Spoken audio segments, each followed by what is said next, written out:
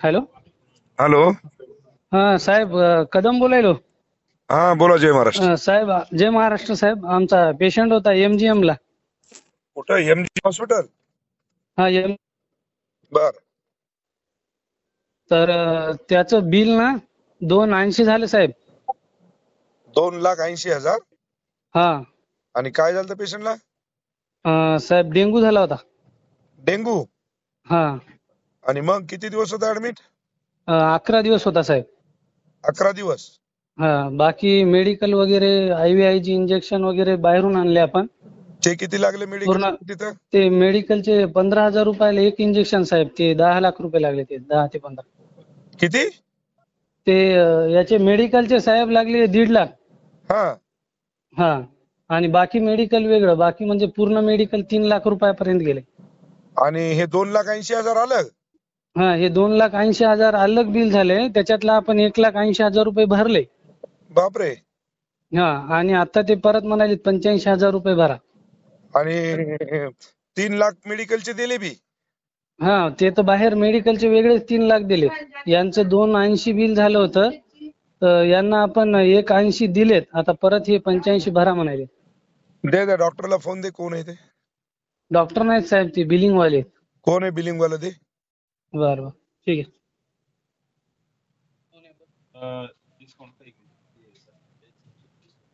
हे एकदा साहेबाशी बोला ना. 2 मिनिट इकडे फोन चालू आहे सरांचा. 1 मिनिट साहेब, बोलायलेत ते. हा चालू ठेव.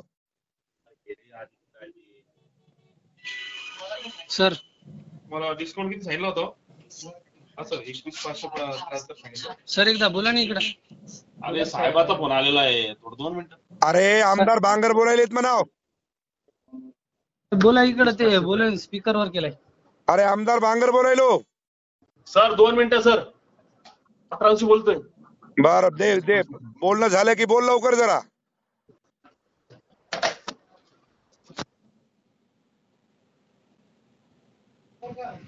जय महाराष्ट्र सर, बोला. जय महाराज. अरे बाबा, हे डेंगू झालेला पेशंट 2,85,000 रुपये बिल झालं. हो 1,80,000 रुपये त्याने पेड केलं. 85,000 हो. रुपये काहीतरी बाकी राहिलेत. त्यांनी मेडिकल 3 लाखाचं घेतलंय आतापर्यंत. माहिती ना सर सगळं मला. मी कर्मचारी बोलतोय सर. बरं मी ते काय कोण? सहकार्य करू ते मला सांगा तुम्ही. मी ते सगळं काय नाही सहकार्य करतोय सहकार्य सर. काहीच करू नको. मी मला फक्त तुमचाच माणूस आहे सर मी. बर ते डॉक्टरला बोलणं करून दे माय मला. कारण की अं, 2,85,000 आणि 3 लाख हो म्हणजे ना हो ना हो ना 6 लाखाचं काय यांनी अमृत पाजलं त्या हो लेकराला ना हो देव ना. जाणे. तेच मी काय करतो सर, वर त्यांना आयशूला पाठवतो सरांकडे. ताबडतोब त्या कोण सर हो आहे? हो. ते निकाले सरांच्या अंडर आहे सर पेशंट. आता ते शिफ्ट असतील वर कोणतरी आडकीने किंवा काय नाव, अकोलवार, डॉक्टर अकोलवार दोघं असतील सर. अकोलवार आणि निकालजे. हो हो हो. म्हणजे 6 लाख तर रुपये म्हणल्याच्या नंतर खाटी खाना झाला की रे. आता कापायचे सर 2,87,000 बिल झालेले सर टोटल. हो. हो. 2,87,000 ते आणि 3 लाख 1,80. रुपये मेडिकलचे. बर बर बर. म्हणजे आणि 1,80 भरले त्यांनी. हा. 1,07,145 पेंडिंग होतं. त्यातून त्यांनी समजा 21,573 डिस्काउंट सांगितलं सर. वा रे वा. जा तिथं वरी मला त्या डॉक्टरना बोलणं हो ना करून ना. द्या. चालन चालन सर. हो. तर सरकटे. इच्छा होती सर एकदम तुमच्याशी बोलायला मला. बर आज यांच्यामुळे योग आला बघा. चालतंय धन्यवाद. फक्त हो मला हो. डॉक्टरशी त्यांना पाठवून चालेल बोलणं करून द्या. चालेल सर चालेल. मी सर तुमचा नंबर घेऊ का यांच्याकडनं? हा माझा नंबर घ्या आणि मला डॉक्टरशी बोलणं करून द्या ताबडतोब. चालेल चालेल. ओके. Okay okay. हो. हॅलो. डॉक्टर साहेब नमस्कार. हा नमस्कार. आमदार बांगर बोलतो. हा नमस्कार साहेब. नमस्कार. ते एक आदित्य माणिकराव सरकटे म्हणून पेशंट आहे माझ्याकडचा. हो हो हो हो हो. साहेब ते 3 लाखाचं मेडिकल आणि 2,85,000 रुपये तिचे फी मेडिक म्हणजे हे झालंय, बिल झालंय. 1,80,000 रुपये जमा केलंय आणि बाकीचे पैसे राहिले. तर मला वाटतं आता हो, 10 हो. दिवसाचे म्हणजे 6 लाख रुपये डेंग्यूच्या पेशंटला किती पद योग्य आहे हो? आता तुम्हाला माहित नाही त्याची कंडिशन. अहो कंडिशन कितीही patient- खराब असू द्या ना हो, तिला काय अमृत पाजले का तुम्ही?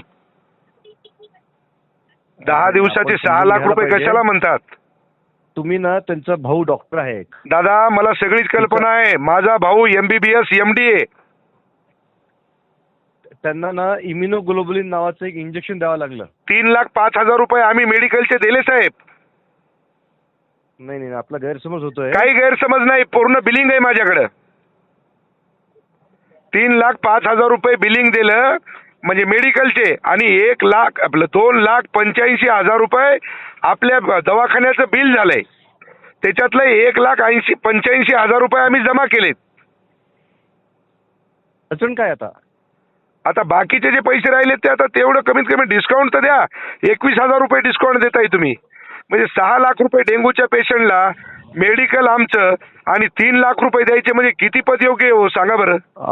नाही नाही नाही नाही आपण आहे ना, आता आपण फोनवर बोलतोय, हा ते जरा बोलणं आपल्याला, एक तर पेशंट अतिशय गंभीर होता, व्हेंटिलेटरवर होता. अहो किती व्हेंटिलेटर असू द्या ना, रोजचे किती रुपये लागायले त्याला मेडिकलचे सोडून. तुम्हाला बिलामध्ये दिलं असेल ना, रोजचं किती बिल आहे त्याच्यात दिलं असेल ना. अहो सगळं दिलंय दादा. 6 लाख रुपये कशाला म्हणता तो? अरे असं गोरगरिबाला लुटू नका हो.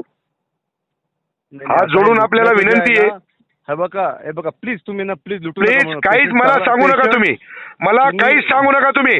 या पद्धतीनं जर तुम्हाला दवाखाना चालवायचा असेल तर आम्हाला ऍक्शन घ्यायचा अधिकार आहे, ध्यानात ठेवा. 6 लाख रुपये कशाला घेता हो? 3,05,000 रुपये तुम्ही मेडिकलचे घेतले आणि 2,85,000 रुपये तुम्ही हॉस्पिटलची फीस घेता. हॉस्पिटलचं बिल आहे ना, एकतर मी डॉक्टर एक काम करणार ना, तिथे ते ठरल्याप्रमाणे बिल असतं. अरे कशाचा ठरल्याप्रमाणे? अहो डॉक्टर साहेब आळ्या पडतीला. आलं का लक्षात? असे गोरगरीब लोकांना लुटू नका.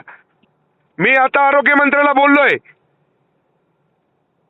हे योग्य नाही, तुमचं ध्यानात ठेवा.